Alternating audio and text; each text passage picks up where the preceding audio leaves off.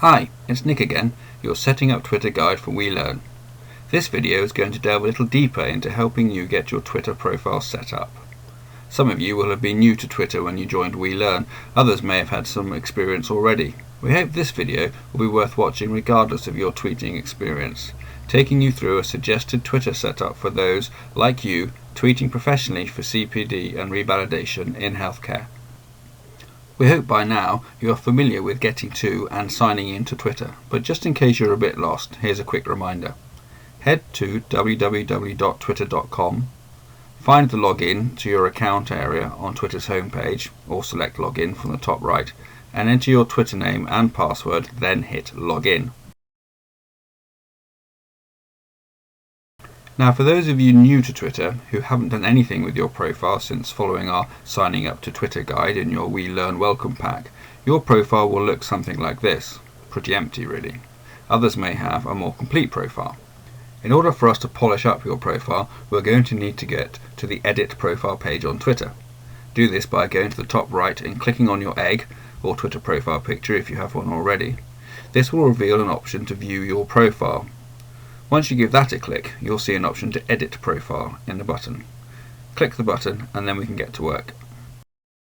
Before we continue, we're going to put in a little help from Wendy and Alfie, her three-legged dog, to explore some best practices via her already completed profile. Are you there, Wendy and Alfie?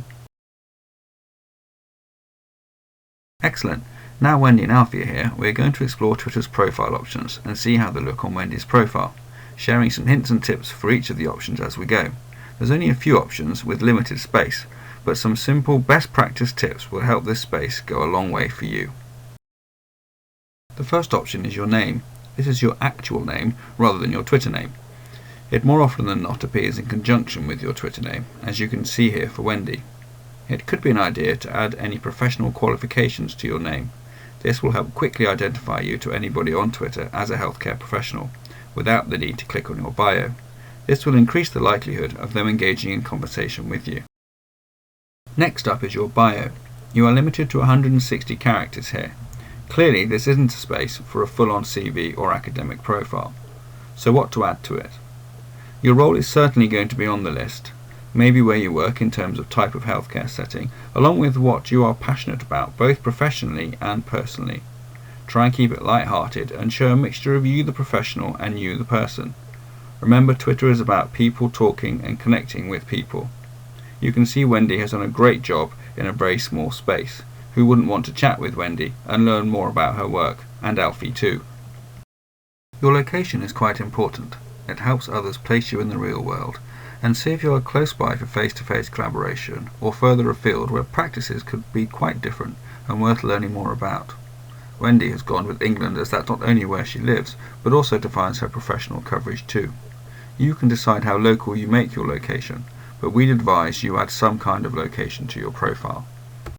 Adding a link to a website into your profile is quite self-explanatory. If you have something to link to that allows people to learn more about you, a blog or a work project for example that shares what you're passionate about, then pop it in. Here you can see that Wendy has links to the Public Health England website to steer people towards the great content that she knows her Twitter followers will find useful. Twitter allows us to choose a colour palette for how we see Twitter. For some, this might simply be finding a personal preference, but for others, this could aid us in making Twitter more legible if we have a condition that makes traditional black and white content hard to read. Finally, we have a couple of options to add some pictures or graphics to personalise Twitter. Your profile picture, or bio pic as it's sometimes called, not only appears on your profile page but also next to every tweet you send. This means that most of the time people will see quite a small version of your profile picture. You might want to bear this in mind. Twitter really is a people place. We suggest using a profile picture of yourself and make it a professional one, although you can decide how formal it should be for you. Lastly, Twitter gives you the option to put a picture on the top of your profile, called a header image. You can see Wendy has done a great shot of Alfie, who she is clearly very attached to. Who wouldn't be? You don't need to use this space, but it is there to add a little colour, personalisation or additional messaging if you want to use it for a graphic rather than a picture. Finally, don't forget to press save once you've personalised your Twitter profile.